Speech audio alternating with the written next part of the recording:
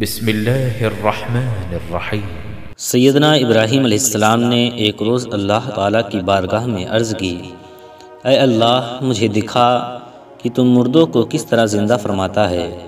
اللہ تعالیٰ نے فرمایا، اے میرے خلیل، کیا اس پر تمہارا ایمان نہیں؟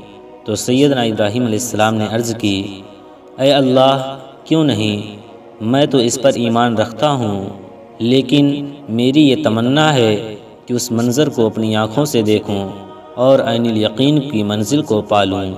اللہ سبحانہ و تعالیٰ نے فرمایا، اے میرے خلیل، تم 4 پرندوں کو پال لو، ان کو کھلاؤ پلاؤ اور ان کو اپنے آپ سے خوب مانوس کر لو۔ سیدنا ابراہیم علیہ السلام نے 4 مختلف پرندے، گدھ، مور، کبوتر اور مرغ لے لیے، ان کو خوب کھلایا پلایا، یہاں تک کہ وہ سیدنا ابراہیم علیہ السلام سے خوب مانوس ہو گئے۔ پھر اللہ تعالیٰ نے سیدنا ابراہیم علیہ السلام سے فرمایا، انہیں ذبح کرو اور ان کا قیمہ بنا لو، اور ان 4 پرندوں کے گوشت کو آپس میں ملا کر 4 مختلف پہاڑوں پر رکھ دو، اور پھر ان پرندوں کو پکارو تو وہ دوڑتے ہوئے تمہارے پاس آ جائیں گے، اور تم مردوں کے زندہ ہونے کا منظر اپنی آنکھوں سے دیکھ لو گے۔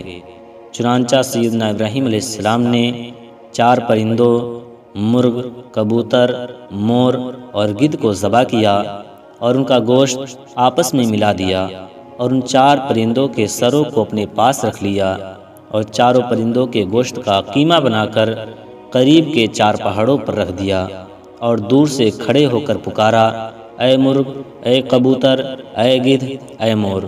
آپ کی ایک پکار پر ایک دم پہاڑوں پر سے گوشت کا قیمہ اڑنا شروع ہو گیا، اور ہر پرندے کا گوشت، پوشت، ہڈی اور پر الگ ہو کر 4 پرندے تیار ہو گئے، اور وہ 4 پرندے بلا سروں کے دوڑتے ہوئے سیدنا ابراہیم علیہ السلام کے پاس آ گئے، اور اپنے سروں سے آ کر جڑ گئے اور دانہ چگنے لگے اور اپنی اپنی بولیاں بولنے لگے۔